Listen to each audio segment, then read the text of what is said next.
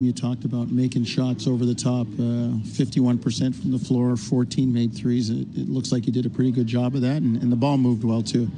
Yeah, I mean, we thought there'd be opportunities to be somewhat patient on offense, that we didn't have to rush things, and once we got it in there, we'd always have somebody to kick it out to, and then if we needed to, we could always go to a late mid-screen and roll, and we thought we could, turn the corner a little bit and take a pull-up or a kick back to the 5 or whatever. So I thought we did a good job of that, almost all night long, and I don't think we turned it over very much. 11, not too bad, right? We'd take that against a pretty long team. So, yeah, I thought, and it's a big key to run good offense against this team, so they're not running down running back at you as frequently. What did you do with their backcourt? They got off early, and then you really slowed them down.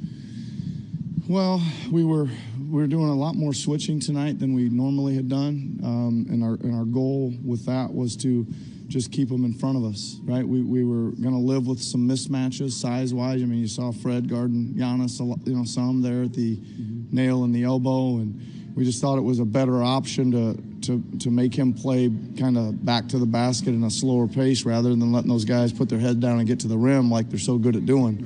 And we just executed it very well. I mean, I just told the team it's a good 2-game lesson. One game we tonight executed everything in our game plan defensively, and one game we didn't execute any of it, and also played with some juice and some physicality. So, and that's the way we need to play if you want to be a serious contender. You did make some subtle changes to the rotation in that second half. Yeah. And rode your starters probably a bit more than you wanted to. Is that because of the game and the way the game was developing? Well, I had a thought going in that it wasn't a great game for Greg. Tomorrow night's game's probably better. They're going to play a couple bigs pretty much all the time, and I just didn't like the way they space all their bigs for him, right? Like Serge can kind of get in and get out, and Greg can be in there, but he's not able to get out quite as easily. But I did want to give it a little quick look.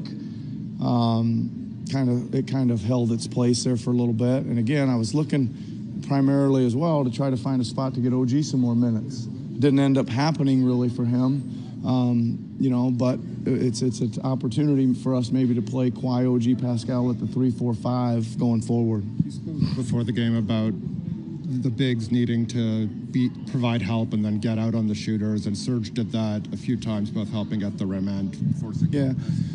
What was his job like tonight? He was awesome, right? I mean, he was incredible at both ends. That was as well as, Serge can play all over the place. He defended, he protected, he jarred the ball away, he blocked a couple shots.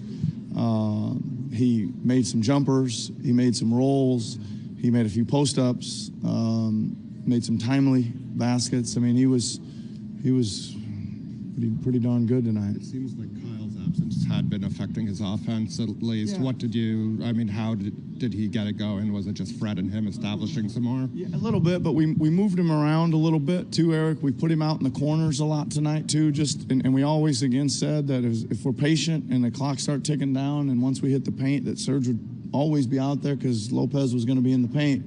So that was one thing we did, and then again we tried to mix him up with popping, short rolling and stopping there at the elbow, and then even tried to sprinkle in a long roll or two there as well. And just, again, they're protecting the rim, and Serge had some freedom there to get the ball kicked back to him a little bit.